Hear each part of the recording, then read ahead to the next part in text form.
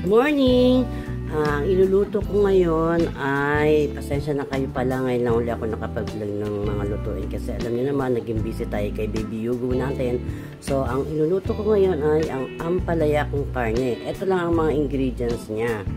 Ampalaya, yan, binabad ko siya konti sa salt para medyo matanggal-tanggal yung pait niya. Kailangan natin is ampalaya, 2 itlog, kamatis, bawang, sibuyas at yung beef. Tapos mantika kasi magigisa tayo, konting patis, salt and black pepper. Yan ang lagi kong ginagamit, yung pepper na yan kasi talagang konti lang ilagay mo, malasang malasa na siya. Hindi katulad ng ibang paminta na nabibili sa palengke. Yan ang ating ampalaya kong karne. Ayan. Ito yung ginamit ko, hindi ako gumamit ng giniling. So, kailangan kong pakuluan ang beef sa pressure cooker. Ayan, para talagang malambot yung beef niya. So, ayan. Napalambot ko na pala yung, yung beef. Ito yung beef na gagamitin ko. So, napalambot ko na siya. So, magigisa na ako.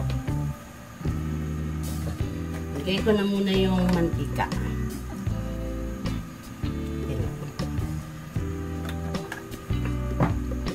Ang bawang, sibuyas, yung kamatis,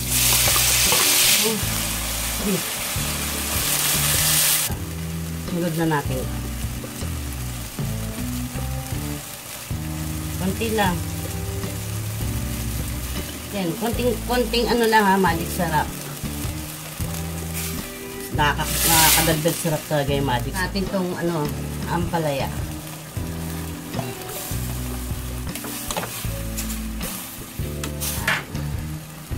Kukuluin lang natin saglit yan. Hindi kailangan lutong-luto masyadong ampalaya.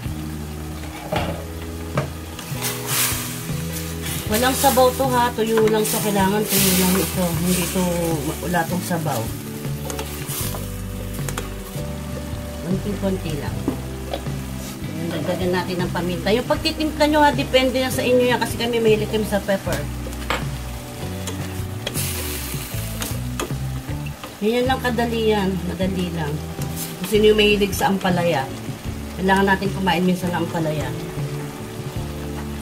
And takpan ulit konti.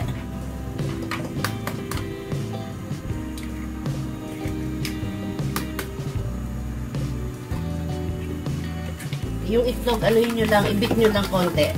Konting bit lang. Yan.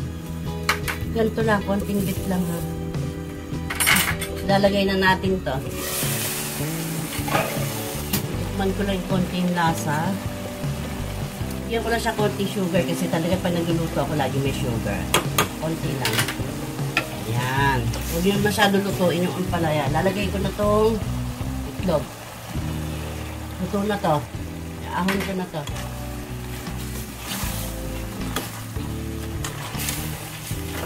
Na ang ampalaya kung karne natin. Okay na siya.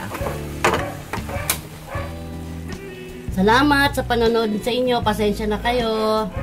Ngayon lang uli ako napag-video ng ulam. Yummy ba? Sana magustuhan nyo. Gayahin nyo lang to.